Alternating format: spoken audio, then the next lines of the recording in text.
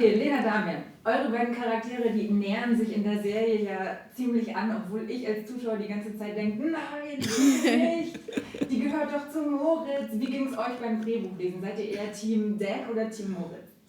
Also ich würde sagen, Dan ist Team Dan. Ja, ich war auch immer sehr hin und her gerissen, weil ich finde auch, man merkt so von Folge zu Folge, dass Dan doch nicht der ist, der erscheint und dass es auch irgendwie so ein bisschen tiefer geht und ohne jetzt darf ich auch nicht spoilern, auf jeden Fall lernen die sich noch ein bisschen besser kennen und man merkt, er ist auch ein bisschen anders und gleichzeitig habe ich mir natürlich auch mal gedacht, dass das mit Moritz schon sehr schön war, deswegen war ich auch immer sehr hin und her gerissen. Ja, wir sind auf jeden Fall, glaube ich, beide sehr gespannt, wie es möglicherweise weitergehen könnte in der zweiten Staffel. Aber du sagst schon, dass es bei Dan nicht so ganz eindeutig ist, kann man den jetzt mögen oder nicht? Da war ich mir auch total unsicher. Wie ging es dir denn? Magst du deinen eigenen Charakter Dan?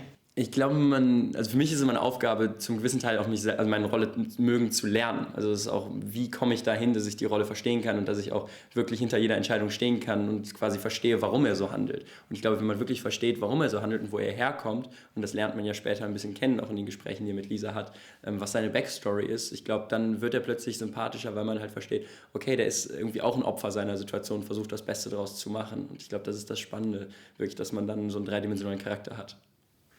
Und wie ist es mit Lisa? Die muss man ja auch ein bisschen verstehen, denn die kommt gerade aus den USA zurück. War da ich habe gelesen, dass du selber das auch mal gemacht hast, ein Jahr in den USA warst. Das heißt, du müsstest die perfekt verstehen. Was ist da los, wenn man gerade zurückkommt? Ja, ich habe mich eben versucht, so ein bisschen daran zurückzuerinnern, wie das ist, wenn man irgendwie mit 16 nach einem Jahr wiederkommt, irgendwie total viel erlebt hat und gleichzeitig denkt, oh Gott, ich habe zu Hause so viel verpasst und dann merkt man irgendwie, man hat gar nichts verpasst und ist so, aber ich habe doch so viel erlebt und man hat irgendwie so viele Fragezeichen im Kopf und hat zum ersten Mal das Gefühl, man weiß so ein bisschen, wer man ist und tritt aber zu Hause dann so auf der Stelle. Deswegen kann ich da in dem Sinn Lisa ganz gut nachvollziehen, dass man irgendwie so denkt, hallo, hier bin ich, was ist eigentlich los? Und dass man so ein bisschen Zeit braucht, um wieder so zu Hause anzukommen und in seinen Alltag zurückzufinden. Unbegrenzte technologische Möglichkeiten. Und was machen wir damit? Face Swap. In der ganzen Serie wird ja auch eine ganze Generation beschrieben. Ne? Wir sagen dazu immer Generation Y. Wie würdet ihr diese Generation beschreiben und fühlt ihr euch dazugehörig oder sagt ihr so, nee, irgendwie... Ich glaube, meine Generation jetzt, ich als Lena, ist Generation Y, aber die wir erzählen, ist schon Generation Z, ist ja quasi nochmal eine neuere, die noch krasser mit den Medien so aufgewachsen sind und wo man immer sagt, die können noch mehr daraus machen, was im Internet alles ist und wissen nicht so richtig was. Und ich glaube, das ist so ein bisschen das Ding. So, du hast diese 1000 Möglichkeiten und du wächst damit auf, weiß ich nicht, total normal, schon als Kind irgendwie einen eigenen Account überall zu haben, mit dem Handy zur Schule zu gehen und seinen Eltern zu schreiben, wann komme ich nach Hause und so. Und man lernt das Internet so kennen, da ist alles möglich und gleichzeitig hast du so eine Überforderung, so ja, was mache ich denn damit? Und das ist so ein bisschen das, was auch in der Serie ganz gut gezeigt wird. Und ich finde es unglaublich schön, wenn wir sehen, dass eben so Sachen wie Fridays for Future eben auch positiv genutzt werden. Also dass man das Internet positiv nutzen kann, um wirklich auch eine effektiven Veränderungen herbeizuführen. Und dann ist es schön, dass man halt sagt, okay, unsere Generation hat einmal wirklich so wir machen Face-Swap damit, aber gleichzeitig können wir auch wirklich politische Veränderungen durch diese Mittel hervorrufen. Und ich glaube, das zu kombinieren, sodass man eine gute Balance findet zwischen dem, was einem wirklich auch Spaß macht im Internet und der Verantwortung, die man auch damit hat, die zu finden, das ist unsere Aufgabe. Stimmt, sieht man bei Rezo jetzt ja auch, ist ja ganz spannend gerade. Ja. Andere Frage noch, ihr seid ja beide sehr erfahren, was das Spielen im Kinofilm, aber auch in einer Serie angeht. Was macht es für euch als Schauspieler für einen Unterschied? Ja, du hast einfach eine ganz andere Zeit, Sachen zu erzählen. Also dadurch, dass man einfach, weiß ich jetzt nicht, 6 oder 8 Folgen hat, kann der Charakter sich natürlich auch viel mehr entwickeln. Manchmal muss man nicht so sehr sich eine Geschichte ausdenken, weil es tatsächlich schon auch eine Vorgeschichte gibt oder es geht dann in der Serie viel weiter, als jetzt 90 Minuten in einem Film erlauben, aber sonst ist es eigentlich eine ähnliche Vorbereitung und dann ist es natürlich einfach nur ein größerer Umfang jetzt beim Drehen so. Ich finde auch bei der Serie, man lernt ja auch während des Prozesses, wenn man am Drehen ist und da man halt über einen längeren Zeitraum dreht, merkt man halt auch immer mehr, dass man Entscheidungen dann doch nochmal ändert, die man vielleicht im Vorhinein bei der Vorbereitung gesagt hat, so und so mache ich das und dann ist man plötzlich am Set und merkt, Aber jetzt sehe ich die Rolle nochmal irgendwie doch wieder anders, weil ich schon bestimmte Rückschlüsse führen konnte. Und ich glaube, bei einer Serie ist man in it for the long run und man muss tagtäglich wieder Sachen revidieren und man dreht über so einen langen Zeitraum tagtäglich, dass man gar nicht wie bei einem Film vorher jede Szene quasi gefühlt schon weiß, wo sie hingeht. Und da muss man wirklich auch ein tolles Team haben wie immer, was man vertrauen kann und einen Writer, dem man vertrauen kann, dass man da sich wirklich fallen lassen kann. Okay, also Serie ist quasi komplexer so für die Figurenentwicklung, aber ist es nicht auch für einen Schauspieler fast wie so eine kleine Festanstellung, wo man sagt, cool, das ist eine Serie, da kann es noch mehrere Staffeln geben?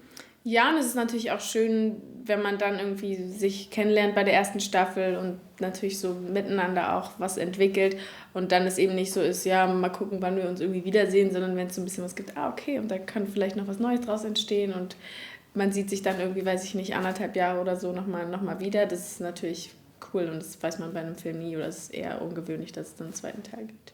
Gleichzeitig weiß man bei der Masse an Serien, die heutzutage produziert werden. Ja, weiß man auch nicht, ob es noch weitergeht. Ja. Was ist denn eine Droge, bei der ihr süchtig werden könnt? Also ich liebe es tatsächlich, so banal es klingt wirklich, rauszufahren und mal in einen Ort zu kommen, wo ich keinen Menschen um mich habe, weil dann komme ich halt wirklich zu mir, also sei es jetzt irgendwie ein Wald oder irgendein Stück Land, was mir halt nichts verkaufen möchte. Dann bin ich da und bin einfach für mich und habe auch keinen Input von außen, sondern bin wirklich für mich und das ist die Droge, die mich zu mir bringt. So bist du, wow. Ein bisschen Dan-mäßig. Machst du Capoeira auch? Alles und Capoeira, Aikido, you name it.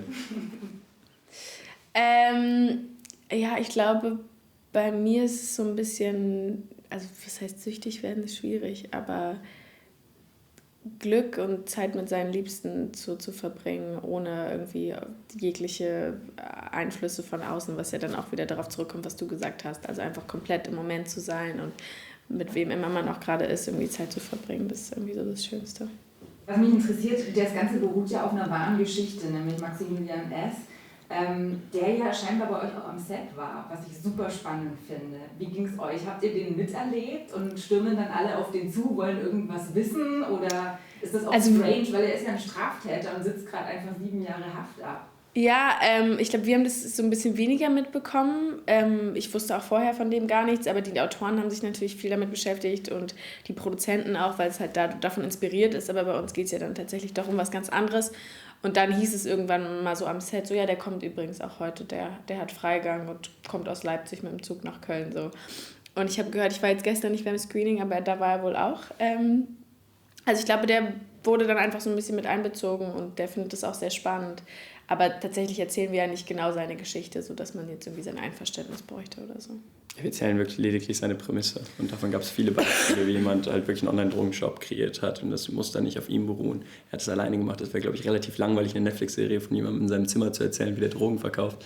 Und ich glaube, da ist unsere Serie dann doch erzählbarer letztendlich geworden. Und zum Aspekt, ihn letztendlich am Set zu treffen, ist es halt wirklich dieses Spannende, dass es ein Jugendlicher ist, der in unserem Alter ist, der genauso aussieht, also so ähnlich aussieht wie ich, und wo so ein Spiegel quasi vorhalten könnte.